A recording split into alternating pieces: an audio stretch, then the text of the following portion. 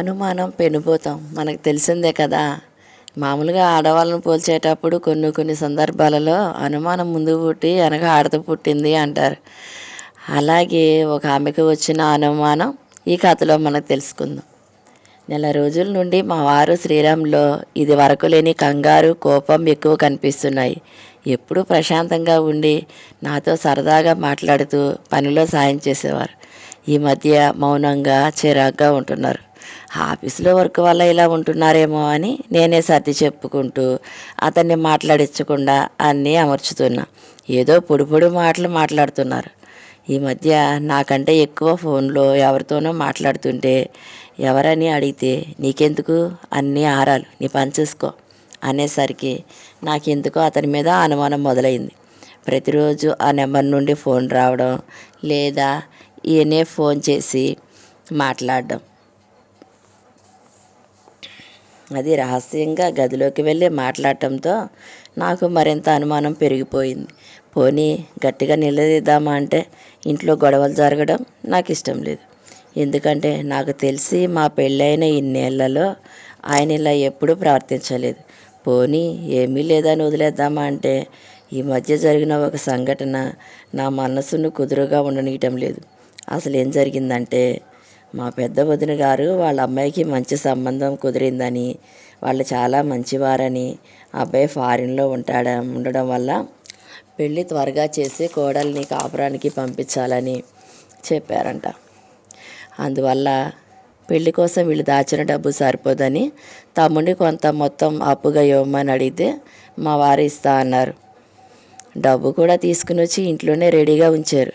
కానీ ఏమైందో తెలియదు, ఆ డబ్బులు ఖర్చు పెట్టేసి మా అక్కని రావద్దని చెప్పమని నాకు చెప్పారు. అదేంటండి, వాళ్ళు మీ మీద ఆశతో పిల్ల పెళ్ళి పెట్టుకున్నారు. ముందు ఇస్తానని డబ్బులు తీసుకువచ్చి కూడా ఎందుకు ఇవ్వనంటున్నారు? ఇది మంచి పద్ధతి కాదు. వాళ్ళు చాలా బాధపడతారు. మనం కాకుండా వాళ్ళకు మాత్రం ఎవరున్నారు అన్న. అయినా ఆ డబ్బు ఇంతలోనే ఏం చేశారు అని గట్టిగా అడిగేసరికి ఆయన కోపం వచ్చినట్టుంది. ప్రతి విషయం నీకు చెప్పాలా? అయినా నీకు అంత బాధగా ఉంటే నీ అకౌంట్లో ఉన్న డబ్బులు వాళ్ళకి ఇవ్వు అని విసురుగా బయటకు వెళ్ళిపోయారు. ఇంతలో మా వదిన గారు రావడంతో వారిని తీసుకుని బ్యాంకు వెళ్ళి డబ్బులు తీసి ఇస్తుంటే, ఏంటి నీ అకౌంట్లో డబ్బులు ఇస్తున్నావు, శ్రీరామ్ ఏడి అంది వదిన.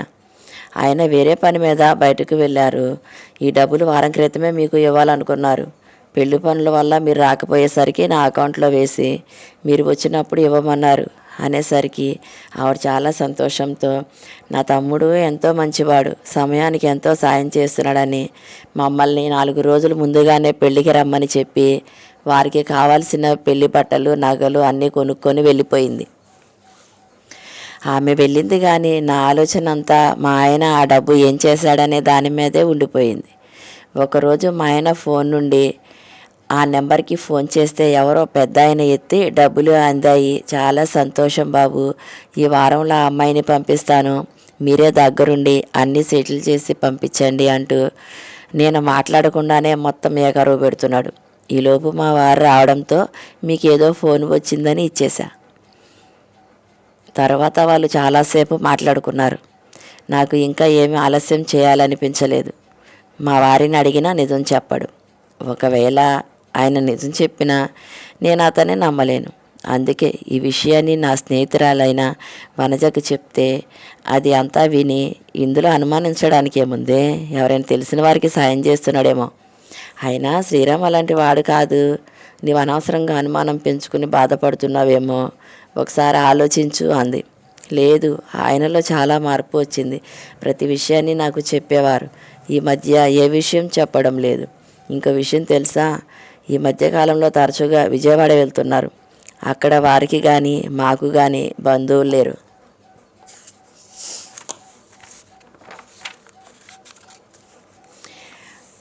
మరి ఎందుకు వెళ్తున్నారు అంటే ఆఫీసు పని మీద అని చెప్తున్నారు. అయినా వాళ్ళ ఆఫీసులో ఎంతోమంది ఉండగా ఈయన్ని ఎందుకు పంపిస్తారు? ఇదంతా కాదు, నువ్వేమైనా చేస్తావా? ఈ విషయం మా పెద్దవాళ్ళతో చెప్పమంటావా? ఈ నరకం నేను భరించలేను. ఆయన ఏం చేసినా నాకు అనుమానంగానే ఉంటుంది అన్నాను నేను కోపంగా.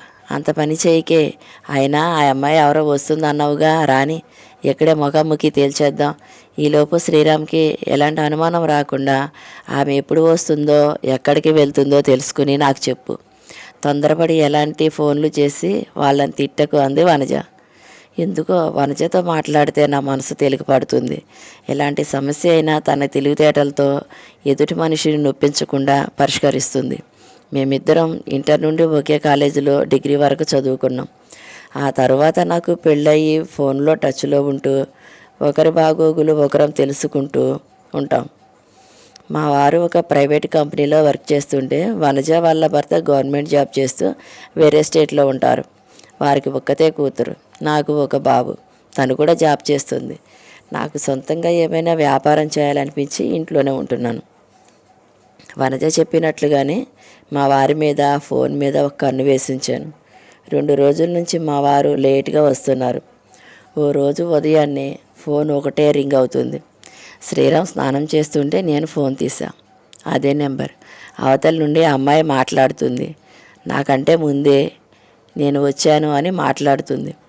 శ్రీరామ్ వచ్చి ఫోన్ తీసుకొని, నేను ఆటో పంపిస్తాను, కొంచెం పని ఉంది, మధ్యాహ్నం కలుస్తాను, ఈలోపు నువ్వు ఫ్రెష్ అప్ అయి రెడీగా ఉండు అని నా ముందే మాకు తెలిసిన ఆటో అతనికి నెంబరు ఆమెకి చెప్పి ఫోన్ పెట్టేసి త్వరగా రెడీ అయ్యి బయటికి వెళ్ళిపోయాడు. వెంటనే ఈ విషయం ఫోన్ చేసి వనజకు చెప్తే ఆటో అతన్ని అడిగి ఆమెను ఎక్కడికి తీసుకువెళ్ళాడో కనుక్కో, ఈ రోజుతో నీ అనుమానం తీరిపోతుంది అంది. నువ్వు కూడా త్వరగా రెడీ అయ్యి ఉండు, నేను స్కూటీ తీసుకువస్తాను, ఇద్దరం వెళ్తామంది. నేను అడిగితే ఆటోవాడు మా వారికి చెప్తాడు, నువ్వే ఎలాగోలా కనుక్కో అన్నాను. నాకంటే వనజకి ఆటోవాడితో పరిచయం ఎక్కువ. పావు గంటలో వచ్చింది. వనజ రావడంతోనే త్వరగా రా, మనం వెళ్ళాలి, ఆమె అడ్రస్ తెలిసింది అంటూ తొందర చేసింది. నేను ఎలా తెలుసుకున్నావు, నా పేరు చెప్పలేదు కదా అన్నా నేను. లేదు, త్వరగా రమ్మన్నావు, నా పేరు చెప్పలేదు కదా. త్వరగా రమ్మని ఆటోవాడికి ఫోన్ చేస్తే కిరాయి ఉంది, లేడీస్ని తీసుకువెళ్తున్నాను, రాలేను అన్నాడు. నువ్వు కావాలనే అబద్ధం చెప్తున్నావు, నాకు అర్జెంటు పని ఉంది రమ్మని మరలా అడిగితే నిజం వనజక్క, పలానా అడ్రస్కి వెళ్తున్నాను, రావడానికి సమయం పడుతుందని ఫోన్ పెట్టేశాడు. అది నాకు తెలిసిన అడ్రస్సే, 10 నిమిషాలే వెళ్ళొచ్చు, త్వరగా రా అనేసరికి ఇద్దరం బయలుదేరాం. నాకు చాలా భయంగా బాధగా ఉంది. బుర్ర నిండా ఆలోచనలే. ఆమెను ఎలా ఎదుర్కోవాలి, తర్వాత శ్రీరామ్కి తెలిస్తే ఏమవుతుంది అని ఒకటే టెన్షన్. ఈలోగా ఆ ఇల్లు రానే వచ్చింది. స్కూటీ బయట పార్క్ చేసి గేటు తీసుకుని లోపలికి వెళుతుండగానే సుమారు నా వయసే ఉంటుందేమో ఒక ఆమె ఫేస్ వాష్ చేసుకుంటుంది. ఏదో బాధలో ఉన్నదానిలా ఉంది. నా వెనుక వచ్చిన వనజ ఆమెను చూడగానే నన్ను పక్కకు పడేసినంత పనిచేసి పరుగులాంటి నడకతో వెళ్ళి ఆమెను గట్టిగా కావలించుకొని సరు సరు సరు అంటూ ఒకటే ఆనందపడిపోతుంది. మా ఇద్దరిని చూసిన ఆమె అలాగే నిలబడిపోయి కాసేపటికి తేరుకుని, వనజ నీవేనా, ఎన్నాళ్లకు నిన్ను చూశాను, ఈ జన్మకి నిన్ను కలవలేనేమో అనుకున్నా అంటే ఆమె ఏడుస్తుంది. నేను వాళ్ళిద్దరిని చూస్తూ వచ్చిన పని ఏంటి, జరిగేదేంటి ఏమీ అర్థం కాక అలాగే బొమ్మలా నిలబడి నన్ను చూసి ఆమె ఎవరు వనజ అని అడిగి రండి అని కుర్చీ వేసి నన్ను పిలిచింది. నేను అలానే వెళ్ళి కూర్చోబోతుంటే వనజ అంది, ఈమె నీ తర్వాత నాకు దొరికిన నా ఫ్రెండ్ లలిత అంటూ నన్ను పరిచయం చేసింది. లలిత, నేను నీకు ఇంటర్లో ఉన్నప్పుడు చెప్పేదాన్ని కదా నా ఫ్రెండ్ సరోజ అని, తనకి 9 చదువుతుండగానే వాళ్ళ బావతో పెళ్ళయిందని నీకు చెప్పేదాన్ని కదా, ఈమె సరోజ అంటూ. అవును సరు, నువ్వేంటి ఇక్కడ, ఇలా అనగానే సరోజ ఒక్కసారిగా పెద్దగా ఏడుస్తూ, ఈ మధ్యన మా వారు రోడ్ యాక్సిడెంట్లో చనిపోయారు. ఆయన ఇక్కడే ఒక కంపెనీలో ప్రైవేట్ జాబ్ చేస్తున్నారు. నీకు తెలుసు కదా, మా అమ్మ చనిపోయాక అత్తయ్య వాళ్ళే నన్ను వారి కోడల్లా కాకుండా కూతుర్లా చూసుకుని అన్ని పనులు నేర్పించి వాళ్ళే అమ్మ నాన్న అయ్యి మాకు అన్నీ చేశారు. ఇప్పుడు వాళ్ళ పెద్దవాళ్ళు అయ్యి షుగర్ ఆస్తమాల బారిన పడ్డారు. అందుకే బావ నన్ను పిల్లల్ని విజయవాడలోనే ఉంచి ఆయన ఒక్కడే ఇక్కడ ఈ రూమ్లో ఉంటున్నారు. సంక్రాంతి పండగకి బైక్ మీద విజయవాడ వస్తూ రోడ్లు సరిగా లేకపోవడం వల్ల కింద పడిపోయారంట. తలకి పెద్ద దెబ్బ తగిలి రోడ్డు మీద స్పృహ తప్పి పడి ఉన్న బావను చూసి ఆయన ఫోన్లో నెంబర్ చూసి బావతో పనిచేసి శ్రీరామ్ గారికి చెప్పారంట. ఆయన వెంటనే 108కి ఫోన్ చేసి ఆయన్ని హాస్పిటల్లో జాయిన్ చేసేసరికి బావ మాకు దూరం అయ్యాడు. ఆ విషయం మాకు ఫోన్ చేసినప్పుడు మామయ్య గారు విని కంగారు పడడం వల్ల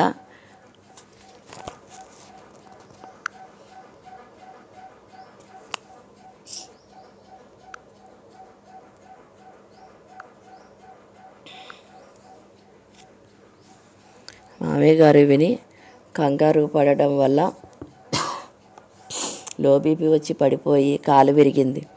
ఆ సమయంలో ఎలాంటి బాధ ఎరుగని నాకు దేవుడు ఒకేసారి నా నెత్తిన పిడుగుపడినంత పనిచేశాడు. అప్పుడు శ్రీరామ్ గారి హాస్పిటల్లో చేయాల్సినవన్నీ చేసి మా బావను విజయవాడ తీసుకువచ్చి మామయ్య కాలుకి ఆపరేషన్ చేయించారు. ఆయన చేసిన మేలు మేమందరం ఈ జన్మకు మర్చిపోలేము. వనజ, ఇప్పుడు ఆయనే మా బావకు రావాల్సిన ఇన్సూరెన్స్ కంపెనీ వాళ్ళ నుండి రావాల్సిన నగదు అన్నీ దగ్గరుండి మాకు అందించారు. నేను ఈ సామాన్లను తీసుకొని శ్రీరామ్ గారికి ఇవ్వవలసిన డబ్బులు ఇచ్చి వెళ్దామని వచ్చాను. నువ్వు నాకు కనిపించావు అంటూ చెప్తుండగానే నా కళ్ళకు కమ్మిన అనుమానపు పొరలు తొలగి శ్రీరామ్ నిజంగా శ్రీరాములాగే నా కళ్ళ ముందు కదిలి నా కళ్ళల్లో నీరు తిరుగుతుండగా నా వైపు చూసి, వనజ, లలిత శ్రీరామ్ వాళ్ళ భార్య, ఈ ఇంటి ఓనర్ వీళ్ళ బంధువు. వాళ్ళు తీర్థయాత్రలకు వెళ్ళారు. ఇంటిని ఒకసారి చూసి రమ్మంటే మేము వచ్చామని మా రాకకు కారణం చెప్పి వెంటనే సరోజాను బయలుదేరతీసి మా ఇంటికి తీసుకువచ్చి